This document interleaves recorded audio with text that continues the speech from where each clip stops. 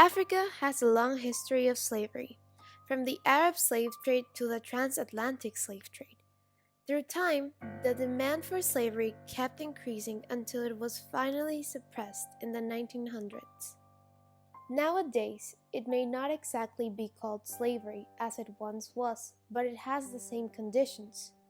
People are sold like objects, forced to work for little or no payment, and are at the mercy of their employers.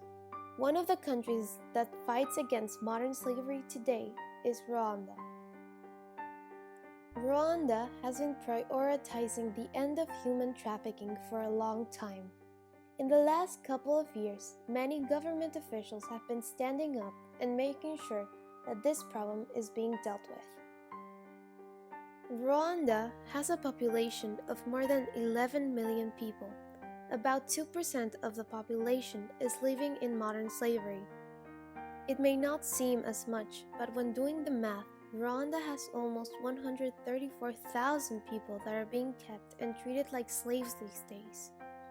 Rwanda is considered a Tier 2 country by the US Department of State, meaning that they don't fully comply with the standards, though they are making great efforts to reach that goal. Most people in Rwanda are trafficked for the purpose of forced labor and sexual exploitation, the main reason being unemployment. In the article, they made a social experiment with anonymous answers. The studies show that a lot of people who do not have jobs in Rwanda tend to have the highest chance of being trafficked. This was echoed by 91% of the respondents.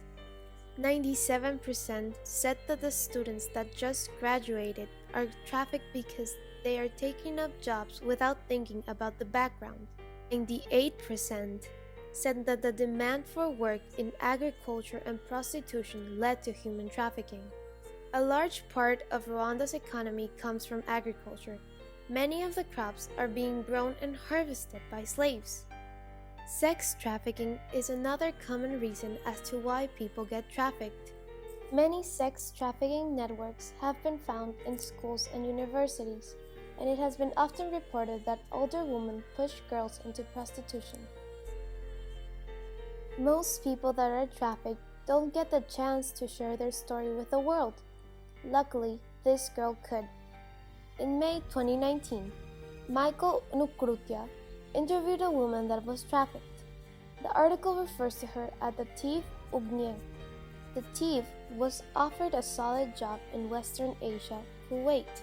Since she was unemployed, she quickly accepted the offer. She was transported by bus using national IDs. We were ordered to say that we are going to Uganda to visit family before continuing to Kenya, she narrated. The thief was sold 5 times before she was actually sent to Kuwait, where she worked for many families in the building. She worked for a month before she noticed that she wasn't going to get paid. Her situation got worse when she started to be sexually abused. Later on, she was sold to another man, where she was tortured, she was forced to work, and was also sexually abused. In one of her punishments, her lung collapsed and she was left coughing blood. Nobody listened to her, so she started to form a plan to escape. With a phone that she hid under the washing machine, she got in contact with a friend, who sent her to contact the Ethiopian embassy. And one day, when she went to take out the trash, she took a taxi to meet her. The thief was also met with 5 other Rwanda people with the same problem. She stayed in a house disguised as a church until she could get her documents to return to Rwanda.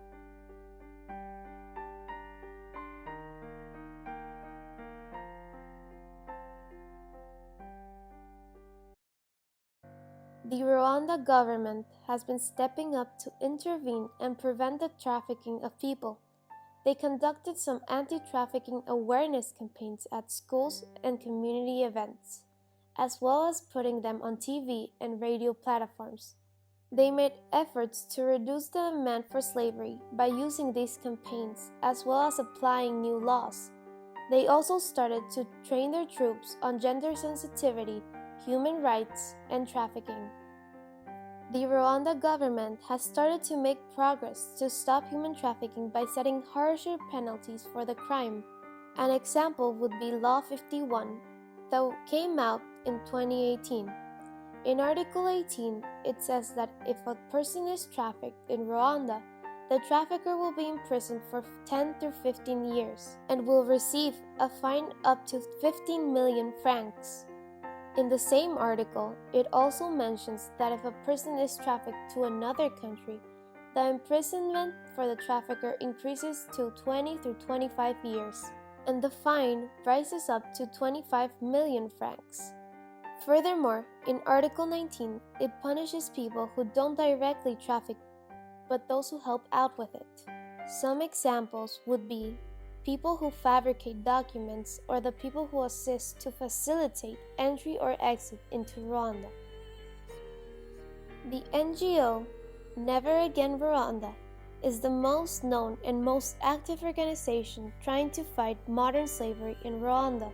This organization conducted the first ever research on human trafficking in Rwanda. The organization found that there were 4 main factors that led to trafficking. These were socio-economic circumstances, family pressure, youth unemployment, and vulnerability of women. They started doing activities to develop and enhance awareness. Some of their activities include making groups for the youth, trying to keep them from making bad decisions, as well as focusing on trying to shape the youth to continue a better path. They also have counseling and homes that help teens that have nothing. Some issues that stop them from fully combating modern slavery were such as limited knowledge on human trafficking, reluctance in reporting cases, and the use of social media that traffickers use to get the victims.